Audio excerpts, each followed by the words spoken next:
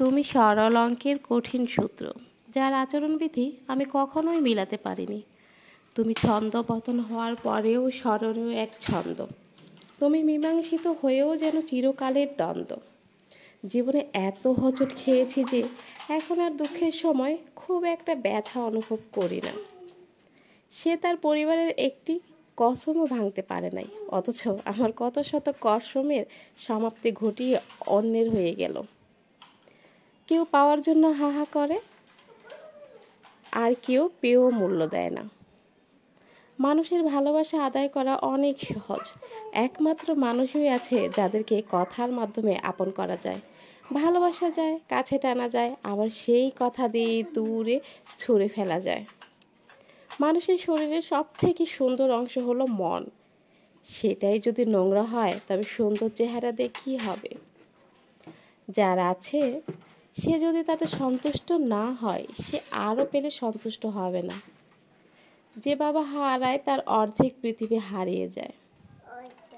লজ্জা পেলে আর অপমান সহ্য না করতে পারলে কখনো সফল হওয়া যায় না। পরের দুঃখের কথা করিলে চিন্তন, নিজের অভাব ক্ষোভ থাকে কতক্ষণ। কিছু লোক তোমার জীবনে আশীর্বাদ হয়ে আসে, কিছু লোক আসে শিক্ষা হয়ে। মন দিয়ে মন বোঝা যায়, গভীর বিশ্বাস শুধু নীরব প্রাণের কথা টেনে নিয়ে আসে। সত্য ও মিথ্যার মাঝে দূরত্ব হলো একটি চুল পরিমাণ।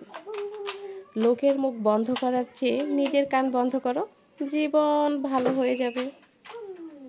আপনি যদি বই পড়তে পছন্দ না করেন, তাহলে আপনি এখনও সঠিক বইটি খুঁজেই পাননি। রাগ দিয়ে যা শুরু হয়েছিল, লজ্জায় তার শেষ পরিণতি।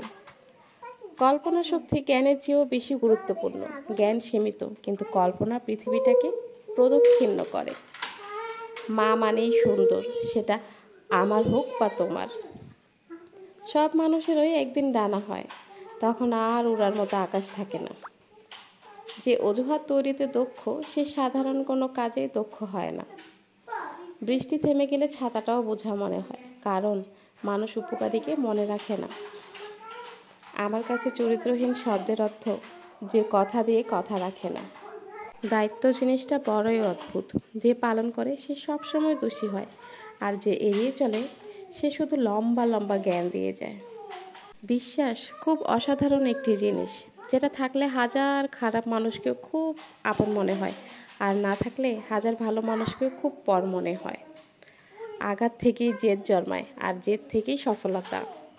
মন দিয়ে মন বোঝা যায়, গভীর বিশ্বাস শুধু নীরব প্রাণের কথা টেনে নিয়ে আসে। কষ্ট তো তখনই লাগে যখন একটা মানুষকে অনেক বেশি ভালোবাসার পরেও সে অবহেলার চোখে দেখে। জীবন বড়ই বৈচিত্র্য, সন্ধ্যা কাটে না, অথচ বছর কেটে যায়। সবচেয়ে শক্তিশালী দুই যোদ্ধা হলো ধৈর্য এবং সময়। জীবনে বড় কিছু করতে গেলে শরীরের শক্তির চেয়েও ধৈর্য শক্তি বেশি প্রয়োজন। আসলে মানুষ যার পেছনে ছোটে তা একদিন